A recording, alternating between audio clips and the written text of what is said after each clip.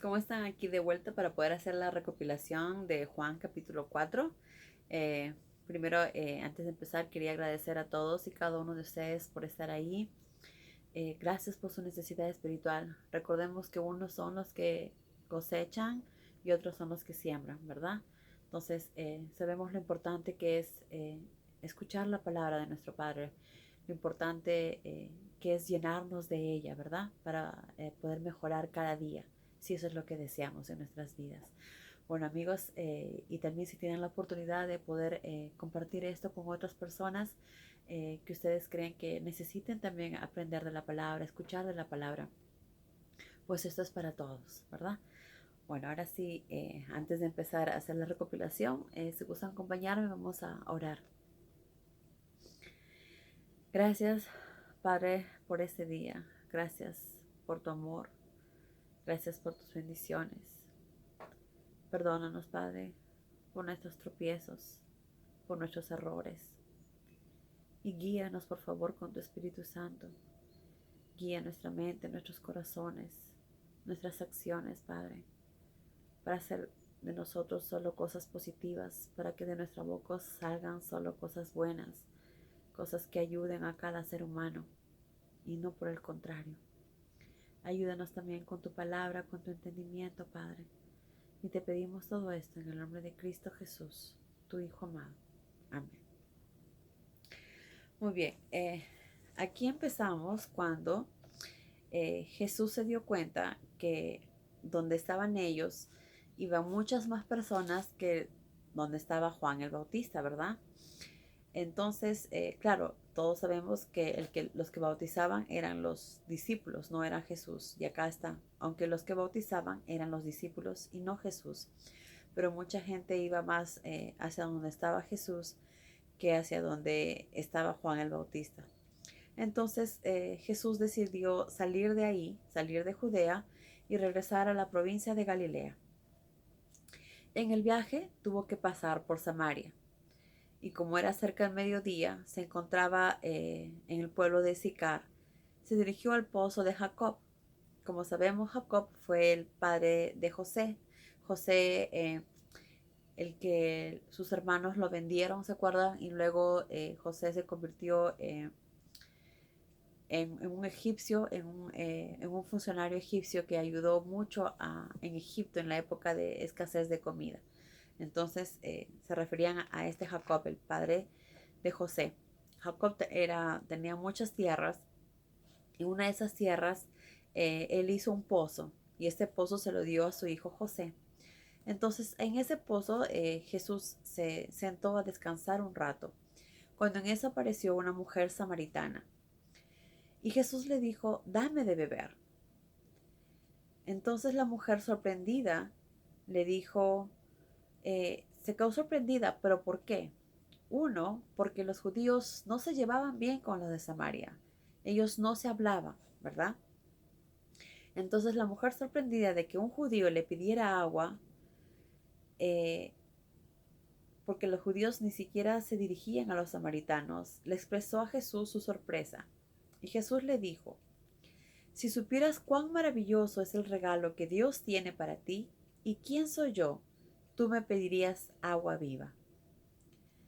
Aquí Jesús dijo algo importante. Si supieras cuán maravilloso es el regalo que Dios tiene para ti. Como sabemos, nada es casualidad. Todo tiene un propósito y todo lo que sucede es por algo, por una razón, por un propósito, ¿verdad? Entonces, no era casual que Jesús haya llegado en ese momento ahí, sino él tenía que llegar en ese momento para poder hablar con esa mujer y decirle justamente lo que le acaba de decir, que Dios tiene un regalo para ella, ¿verdad? Pero pues quizás ella en el fondo no se dio cuenta de lo que Jesús le estaba diciendo, pero, pero quizás más adelante sí se dé cuenta. Vamos a ver qué pasa. Entonces ella le dijo, cuando él le dijo, si supieras lo que Dios tiene preparado para ti y quién soy yo, no me pedirías agua viva, pero entonces me pedirías agua a mí, agua viva, ¿verdad? Entonces la mujer no entendió, le dijo, pero ¿cómo vas a hacer eso si no tienes ni siquiera soga ni una cubeta para poder sacar agua? El pozo es bastante profundo, le dijo. Además, ¿eres acaso mayor que Jacob? Le dijo nuestro antepasado. ¿Cómo vas a poder darnos que mejor agua que la que él, sus hijos y su ganado obtuvieron?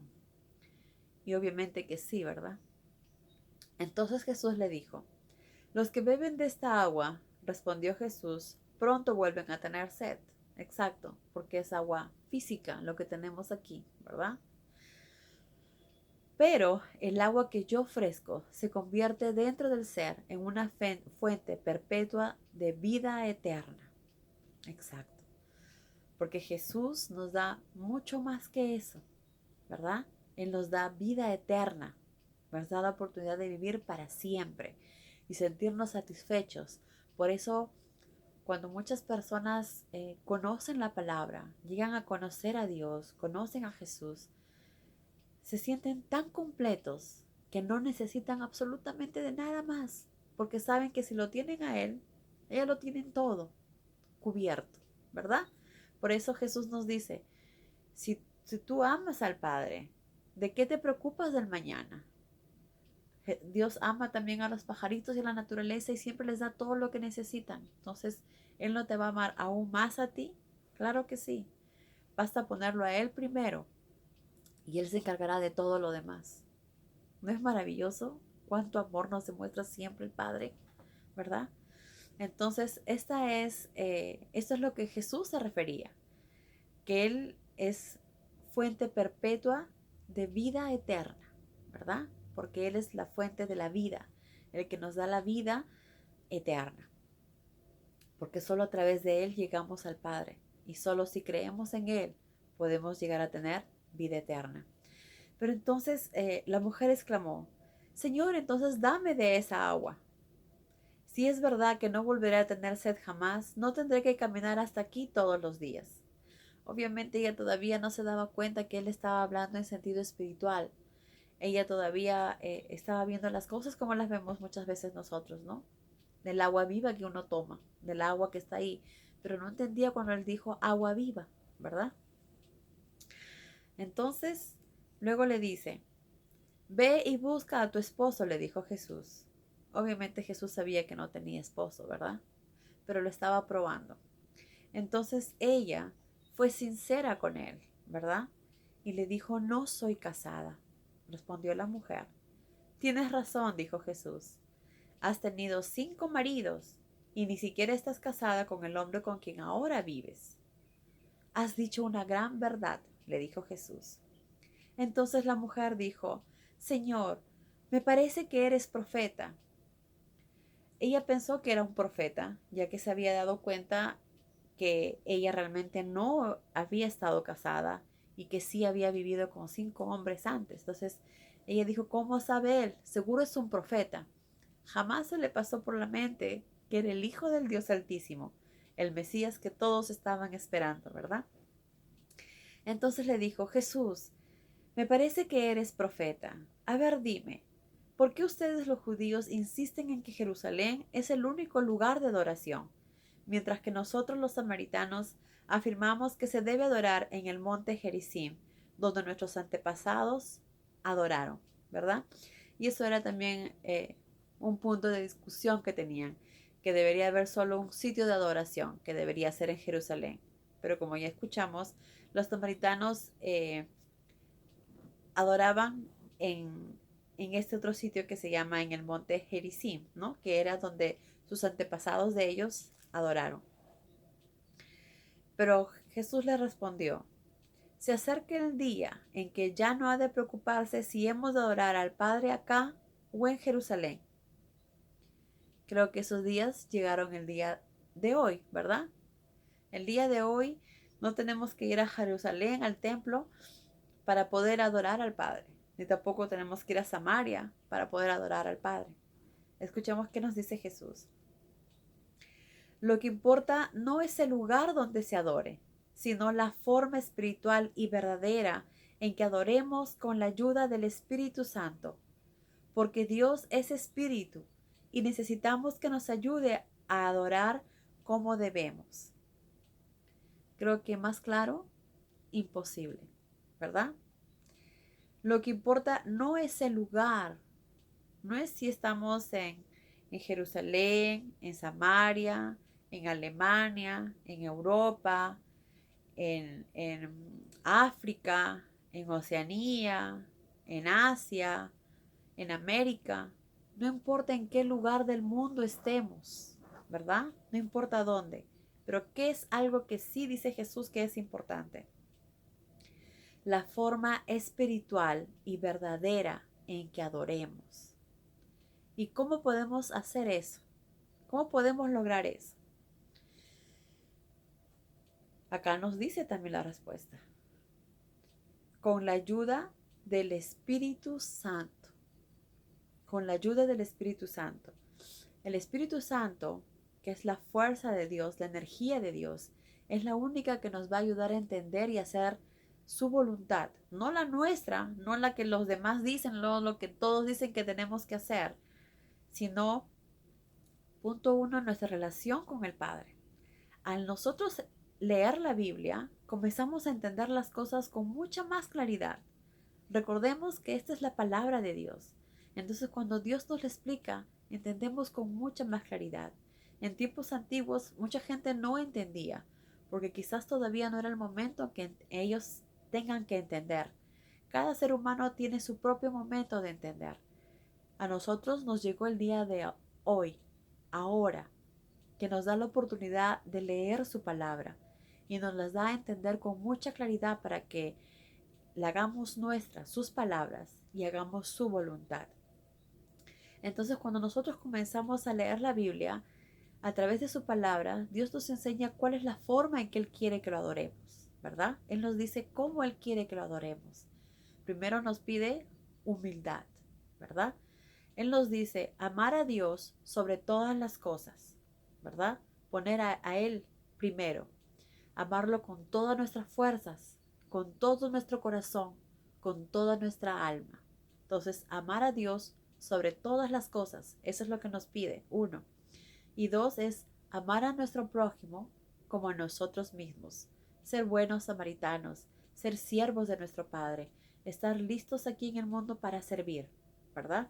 Entonces, de esa manera, estamos haciendo la voluntad de Dios. Entonces también nos dice, la forma es en la forma espiritual y realmente con devoción y realmente con alegría y realmente con las ganas de escuchar la palabra de Dios, las ganas de alabar a Dios, las ganas de cantarle una canción, de decirle cuánto lo amamos.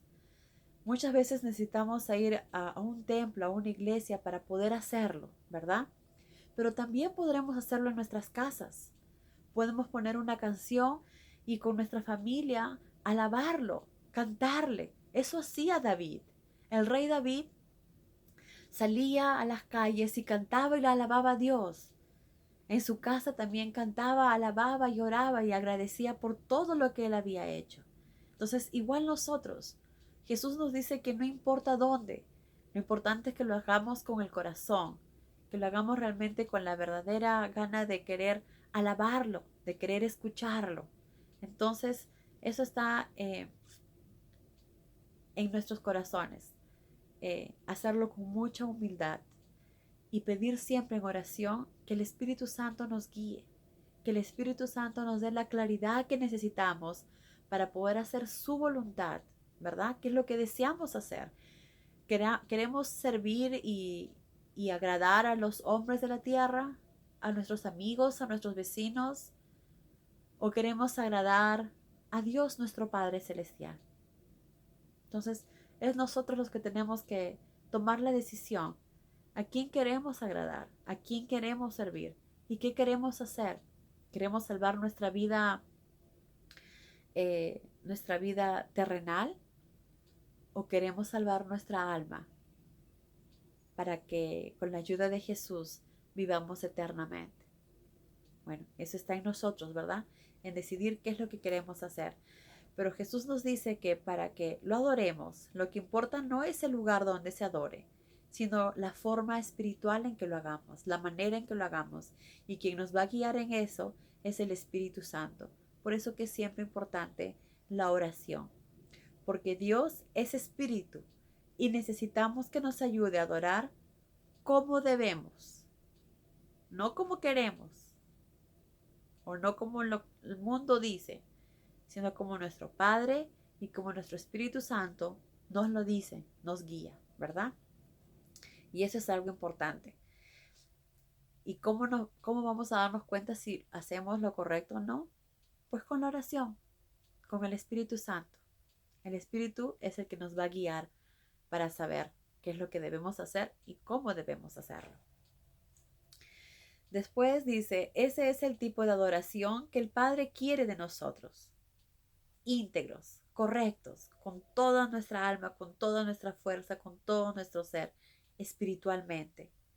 Pero ustedes los samaritanos, dice, conocen tan poco de Dios que lo adoran a ciegas. Aquí Jesús está siendo mucho más claro. Ustedes los samaritanos lo conocen tan poco que lo adoran a ciegas. ¿Qué quiere decir? Lo conocen tan poco. Los samaritanos no conocían muchas verdades. Los samaritanos no conocían realmente a Dios. Y como no conocían a Dios, pues no sabían lo que a Dios le agrada o le desagrada. No sabían lo que para Dios estaba bien o estaba mal. Lo adoraban porque creían que en Dios, pero no lo conocían realmente. Entonces lo hacían a su forma y a su manera. Por eso lo importante que es conocer a Dios. Es como cuando uno conoce a un amigo, ¿verdad? Como uno se hace los mejores amigos. Cada vez que se ven juntos, cada vez que se encuentran, ya que tienes amigos en el colegio, en la universidad, en el trabajo, es porque todos los días están juntos, conversando, saliendo a comer, o con el amigo se ven todos los días en el barrio. Es con la frecuencia en la que se ven, ¿verdad?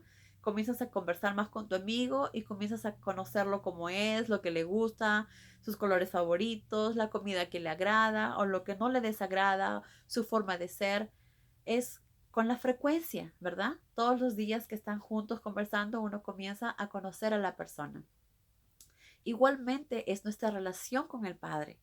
¿Cómo lo vamos a conocer? Pues a través de su palabra, a través de la oración. Cada vez que nosotros oremos y nos demos íntegramente a nuestro Padre, oremos del corazón y pidamos guía, Él nos lo va a dar, ¿verdad? Entonces es la relación y cada vez que leemos la Biblia, cada vez que abrimos la Biblia y escuchamos su palabra y leemos su palabra, lo vamos conociendo cada día más.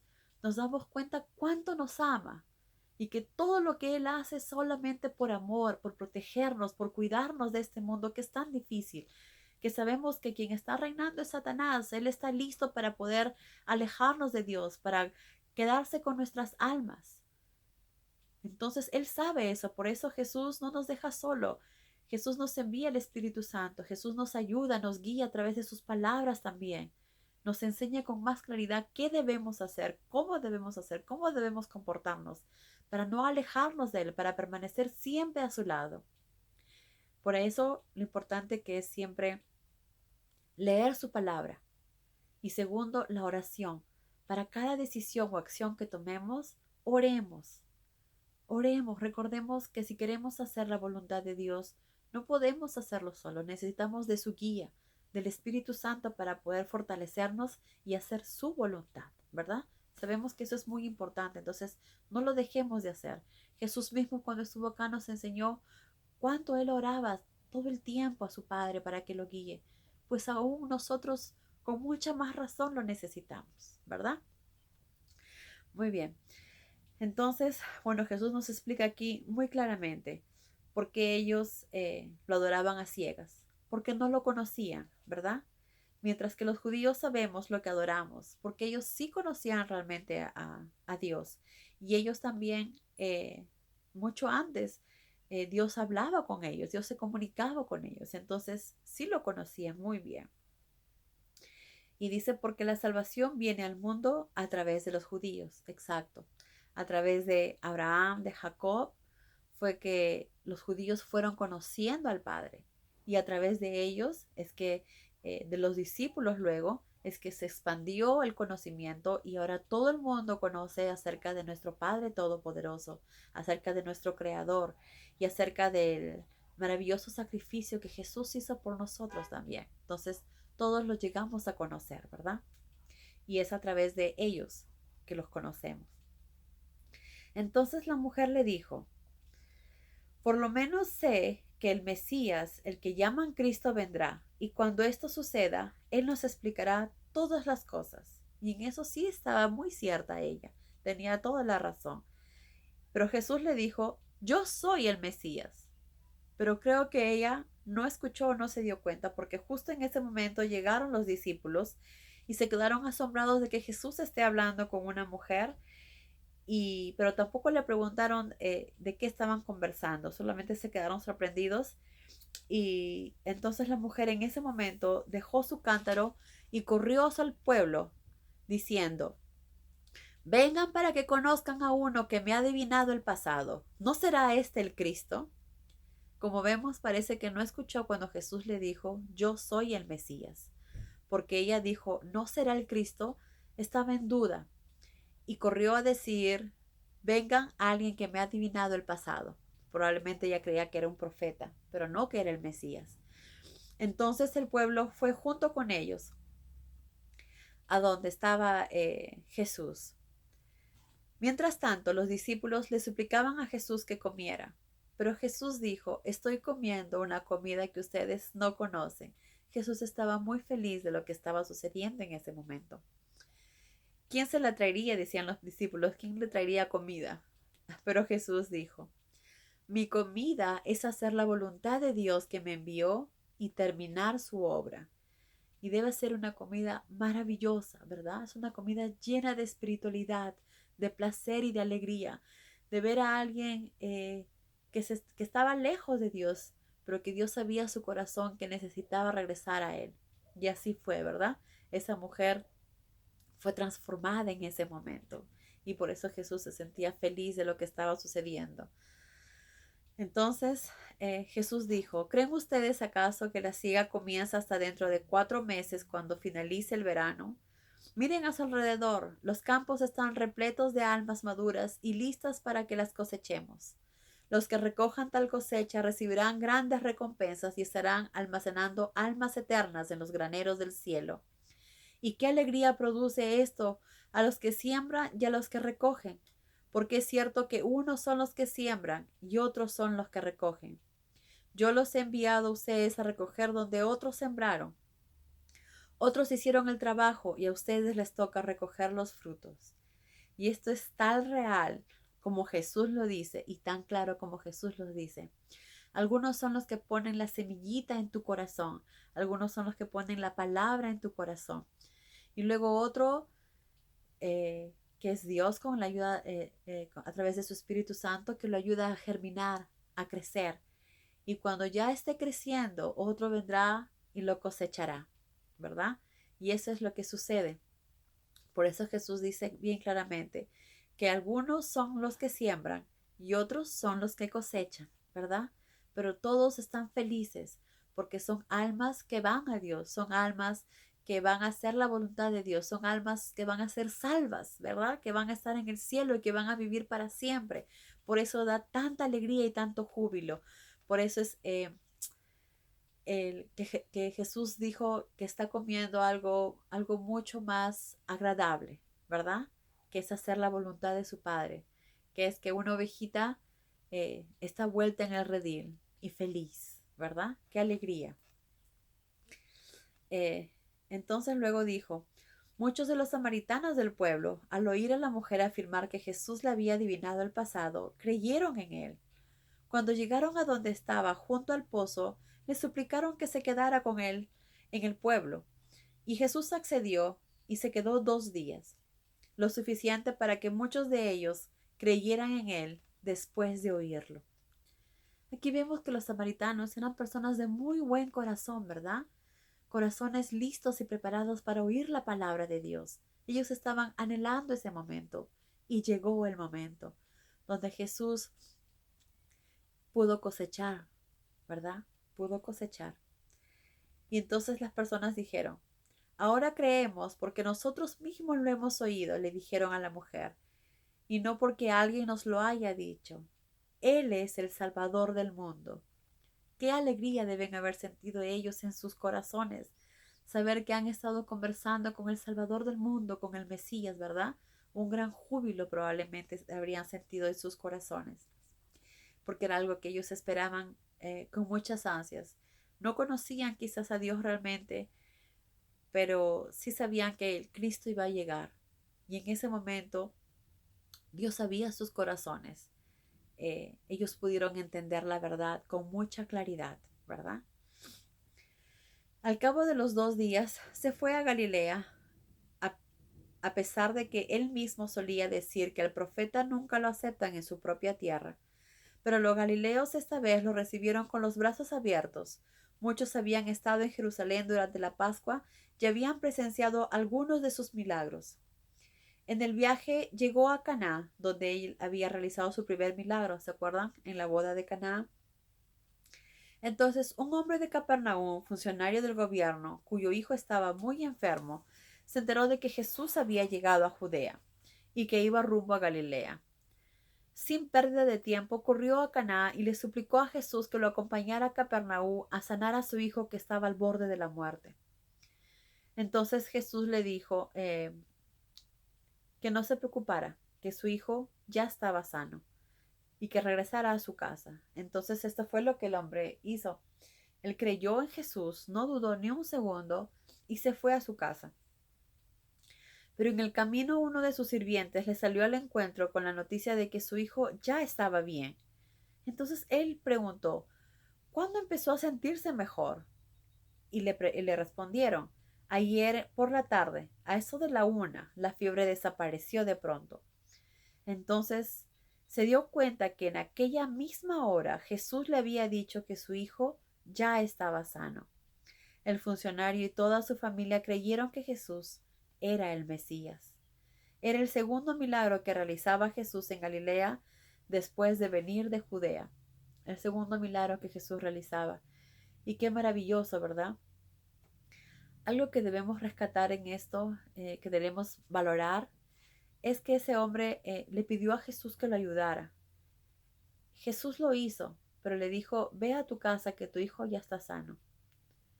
¿Nosotros hubiéramos dudado o hubiéramos confiado? Creo que es algo que debemos aprender y valorar, que él creyó en Jesús, no dudó ni un milímetro de su fe, confió en lo que Jesús dijo y lo hizo. Y gracias a eso también su hijo fue sano, ¿verdad? Porque si hubiera dudado, quizás no hubiera pasado lo que pasó. De ahí la importancia de tener nuestra fe siempre fuerte, de confiar en Jesús. Sabemos que Jesús no está con nosotros ahora físicamente, pero sabemos que sí está con nosotros a través de sus palabras, a través de las escrituras, a través de lo que Él nos dejó. Entonces, no dudemos, cultivemos nuestra fe cada día más fuerte. No olvidemos la oración para que el Espíritu Santo nos ayude en esto y seguir adelante. No pensemos en lo que vamos a hacer mañana, porque como sabemos, no sabemos si habrá un mañana. Pero el día de hoy, hagamos lo que está en nuestras manos, lo que podamos hacerlo. Bueno, amigos, hacer la voluntad de Dios y que Dios los bendiga. Adiós.